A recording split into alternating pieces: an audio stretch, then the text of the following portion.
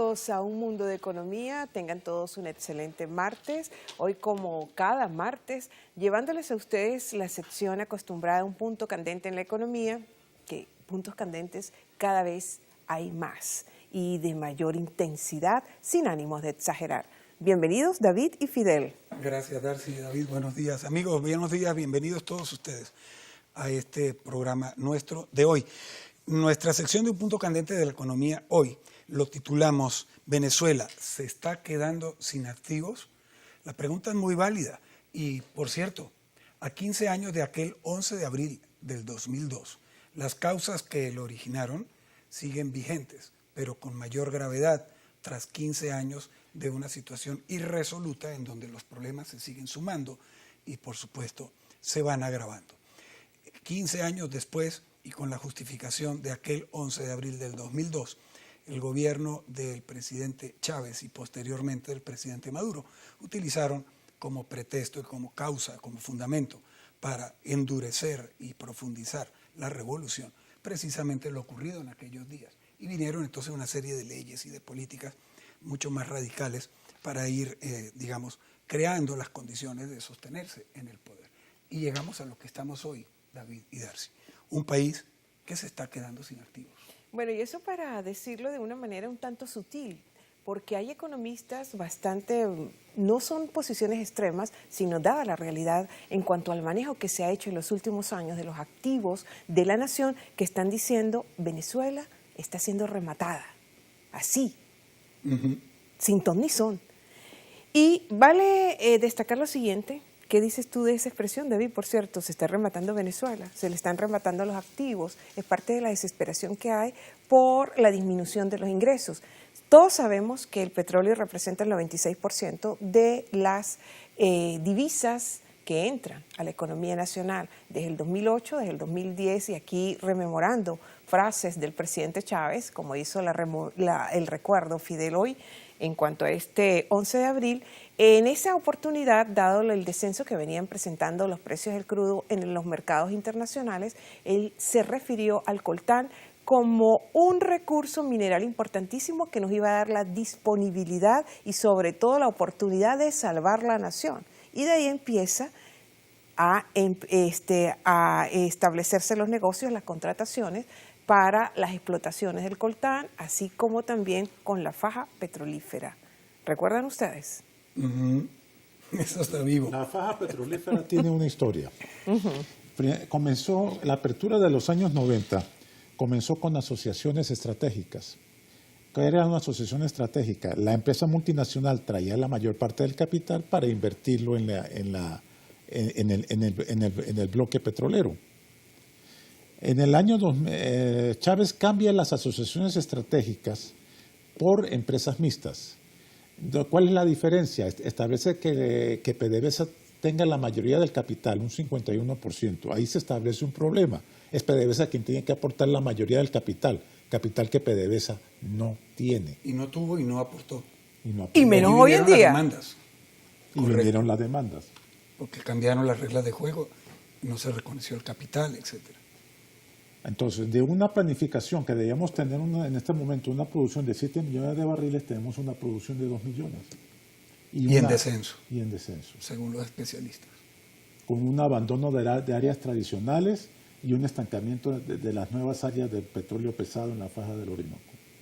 Y ese es un tema muy importante el que ha planteado David, que tenemos necesariamente que mantener al frente y no perderlo de vista, porque allí está el trasfondo de toda la situación financiera y económica que está viviendo el país y el gobierno desde el punto de vista de sus finanzas públicas, puesto que si la producción del petróleo ha descendido de 3.300.000 barriles de petróleo que se producían en el año 1998 a algo menos de 2 millones de barriles que se está produciendo en este momento, amén de la abrupta caída de los precios del petróleo, que hemos visto, en la actualidad están aproximadamente 43 dólares el barril de petróleo de la cesta venezolana. Entonces eso implica evidentemente una caída muy importante del ingreso. De acuerdo a lo expresado por economistas venezolanos muy reconocidos, en los últimos 3 años la República ha perdido el 50% de su ingreso en divisas. O sea, estamos recibiendo la mitad del ingreso en divisas que se tenía. Más no tenemos la mitad de los compromisos. Los compromisos no cambian. El país tiene deudas, el país tiene vencimientos de deuda que tiene que pagar y no tiene los recursos para pagarlos. Entonces se repite la historia que hemos visto en otros momentos de Venezuela, como lo que ocurrió en el año 1994, por ejemplo, donde hubo también una caída abrupta de los precios y las consecuencias en términos de crisis económica que se presentó en aquella época. Solo que la de ahora es más fuerte. Sí. Sí, claro que sí, porque Fidel y David, desde el que entra el presidente Maduro en su gestión en el 2014, exactamente, no, en el 2013, perdón, es a partir del 2014 cuando empieza a establecerse todas las negociaciones con petroleras como Rosneft, en cuanto a los yacimientos que hay en la faja petrolífera del Orinoco. Pero parte de esas negociaciones y contratos que también se establecieron de 2014 a 2015, el presidente Maduro han sido las siguientes negociaciones y aquí se las voy a citar textualmente. Venezuela redujo así la deuda petrolera con Jamaica y la República Dominicana por entre 2.000 y 1.500 millones de dólares respectivamente, mientras que con Uruguay acordó también una disminución del 38% de la deuda de 400 millones de dólares. Además, ejecutó algo que es muy importante, las operaciones swap, las operaciones de empeño de parte de las reservas de oro del país por unos 1.500 millones de dólares. Todo eso viene desde el año 2014-2015 hasta el día de hoy, que por supuesto el nerviosismo que hay por parte del gobierno ante el déficit que tiene en los flujos de caja de PDVSA, la disminución de las reservas, etcétera, cómo está presionando a bancos, como lo decíamos ayer Fidel y David, no solamente bancos de la región, para que le concedan nada más la CAF 400 millones de dólares al Banco Central de Venezuela para que tenga disponibilidad de divisas, aunque sea en esa cantidad que equivale que para ¿cuánto tiempo, David? El problema del país es que se está quedando sin divisas. Exactamente.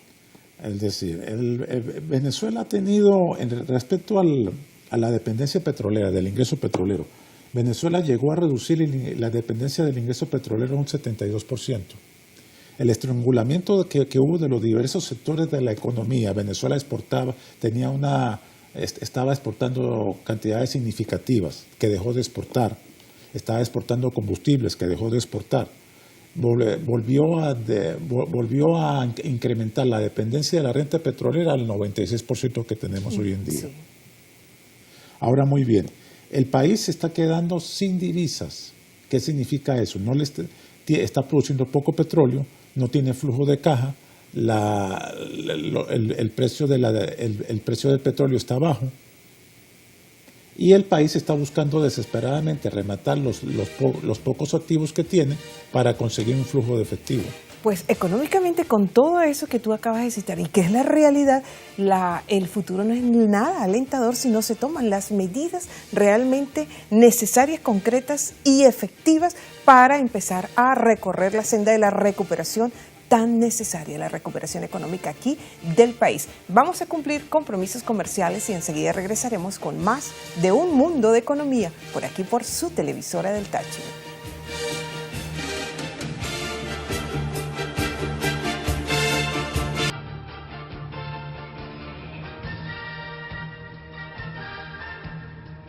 Hoy, 11 de abril 2017, y estamos nosotros en un punto candente de economía, analizando el tema. Venezuela se está quedando sin activos. Veníamos conversando en el segmento anterior toda la situación que se está presentando en el país en la actualidad, en medio de la cual tenemos a un gobierno que está maniobrando desesperadamente en el contexto financiero con los recursos del país para lograr obtener pocas divisas, con lo cual, digamos, cumplir con los compromisos y sostenerse en el poder. En este sentido, teniéndose un contexto en el donde la producción de petróleo está en descenso, los precios del petróleo están bajos, la República está obteniendo cerca del 50% apenas de lo que ingresaba por concepto de petróleo, pues el gobierno está jugando con otras opciones. Las otras opciones son negociaciones con la faja del Orinoco, tal cual como lo explicaba Darcy hace un momento, con empresas como la rusa Rosneft, o estar, por cierto, negociando el oro monetario, los lingotes de oro de las reservas venezolanas, las cuales cayeron durante el año 2016 en 11.000 millones de dólares que fueron ejecutados de esas reservas, teniendo nosotros en la actualidad unas reservas apenas por encima de 10.000 millones de dólares, las más bajas, por cierto, en la historia. En ese contexto aparece entonces el arco minero, que es el tema que vamos a conversar ahorita en este segmento.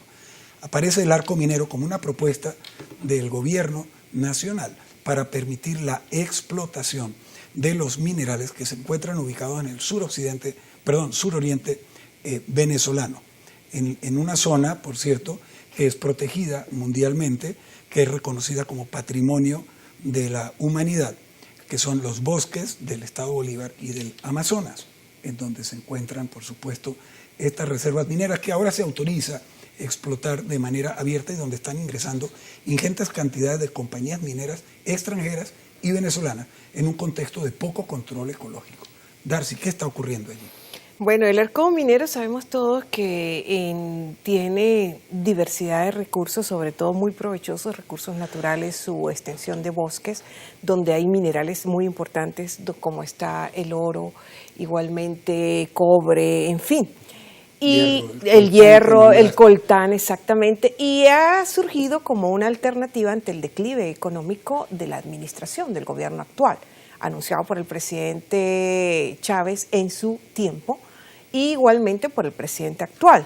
Sin embargo, a pesar, como tú lo has dicho, Fidel, que representa también vamos a decirlo, una invasión en cuanto a lo que se refiere al impacto ambiental, ¿no? Porque está considerado como un patrimonio de la humanidad, pues se piensa que es extremadamente rico en coltán, y de ahí el interés. El gobierno del presidente Maduro ha anunciado y ha hecho negociaciones con la compañía china de energía, que es sucursal también de una industria, de una corporación china, David y Fidel, sobre negociaciones en este arco minero, pero ha habido muy poca transparencia en cuanto a estas negociaciones.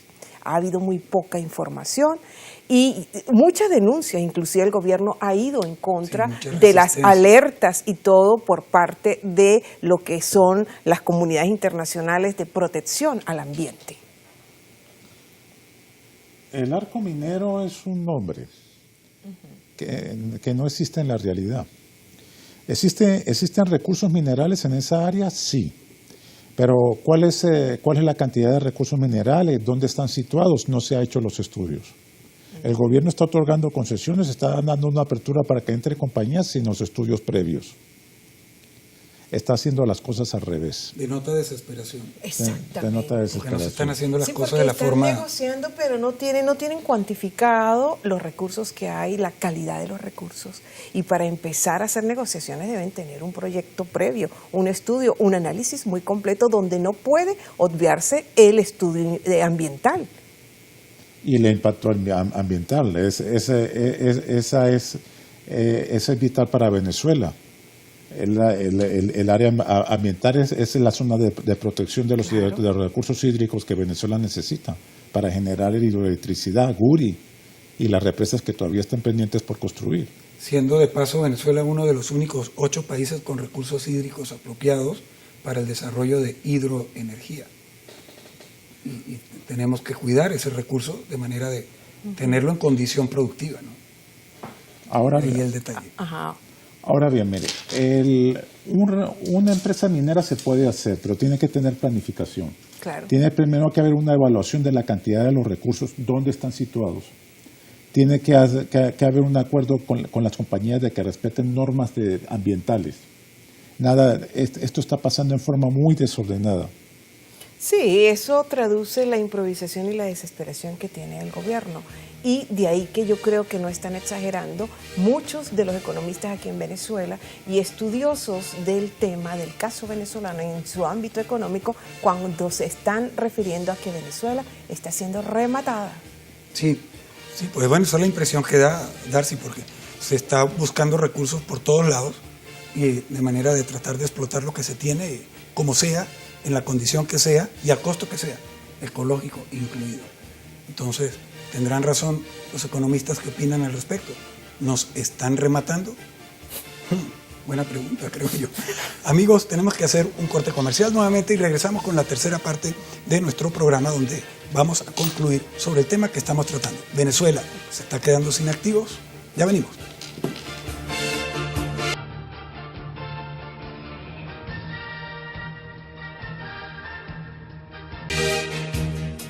Y nosotros continuamos con más de Un Mundo de Economía. Hoy, en Un Punto Candente en la Economía, estamos hablando sobre Venezuela, un país que se está quedando sin activos.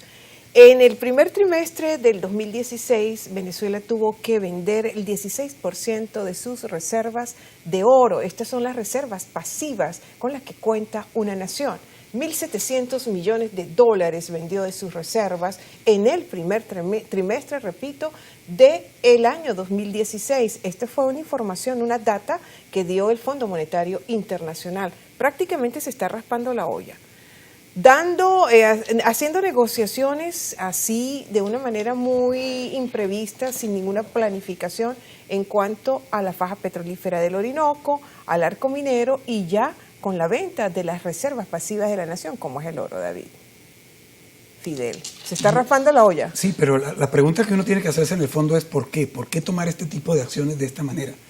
El declive económico que tenemos. Sí, pero ¿por qué? Porque el gobierno tiene otras opciones, realmente, pero ¿por qué no las aplica? ¿Qué hacer exactamente? ¿Cuáles son las otras opciones? Acudir, como debe ser, a medidas de reestructuración de fondos estructurales de la economía venezolana, tomar las medidas económicas que son requeridas para inducir y conducir a este país a una situación de producción y productividad alta, de manera que el país diversifique su economía, bajando la dependencia del petróleo y de otros minerales, y podamos entonces gradualmente producir un volumen y una variedad y una cantidad mayor de productos de los cuales poder exportarlos y obtener un volumen importante de divisas, no solamente en el campo petrolero. Pero entonces el gobierno prefiere tomar todas estas acciones así improvisadas, nerviosas, a la loca, desesperadas, nerviosas, pero no acuden a lo que tiene que hacerse. Entonces vale preguntarse, ¿qué queda por hacer? ¿Qué podría hacer el gobierno en este caso?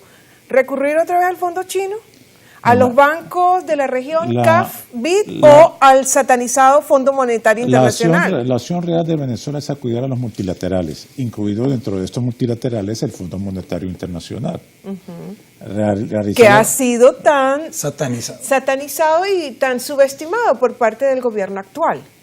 Realizar los ajustes económicos necesarios, realizar las aperturas, y el país debe adoptar una estrategia a largo plazo para diversificar su economía. La diversificación de la economía no puede ser a corto plazo, tiene que ser a largo plazo. Sí, porque es algo estructural, efectivamente, pero hay que crear las condiciones para eso. Y se ha perdido un tiempo de oro, porque ¿cuántas décadas llevamos en esto, Darcy? Un personaje muy conocido por la historia venezolana habló hace muchos años sobre la necesidad de sembrar el petróleo, Arturo Uslar Pietri, para evitar que el petróleo se convirtiera en el excremento del diablo y nos produjera Pero daño. sabes que tengo muchas reservas sobre esa frase, David, que la compartimos. No es la frase que un economista profesional haría. Cierto.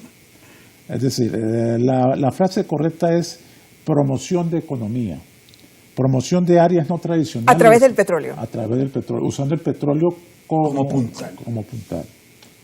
Es decir, Venezuela no hizo una apertura de su economía, no abrió sectores de su economía a inversión nacional y extranjera y no promovió áreas no tradicionales. Con el petróleo se puede desarrollar otros tipos diferentes de economía, se puede desarrollar una infraestructura turística importante, se puede desarrollar petroquímica, se puede desarrollar un centro de comercio internacional, se puede desarrollar un centro financiero, se puede desarrollar industrialización. Y eso lo han hecho otros países petroleros en el mundo, de manera que es realista. Claro, me llama mucho la atención, David Fidel, que al doctor Uslar Pietri en sus oportunidades no se le preguntó, doctor, ¿usted nos podrá explicar qué es eso de sembrar el petróleo? ¿A qué se refiere? ¿O en qué consiste sembrar el petróleo? Nunca lo explicó. Pero iba por ese camino. Claro, Así lo que pasa interpreto yo. fue que sí, Utilizar el no petróleo como la decodificó estrategia para. la frase. Bien, amigos, puntos tan candentes que realmente nos hace falta es tiempo para seguir en esta discusión y llevárselas a todos ustedes. Se nos acabó el tiempo, tenemos que despedirnos, Fidel y David. Efectivamente, nos retiramos. Les deseamos a todos ustedes nuevamente que tengan la mejor Semana Santa posible y que reflexionemos todos en el contexto de estas fechas religiosas tan importantes para la cristiandad. Es así.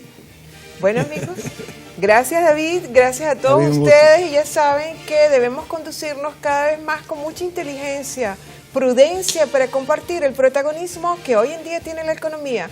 Un feliz asueto de esta Semana Mayor. Todos muy tranquilos, cuídense mucho. Será hasta el próximo lunes.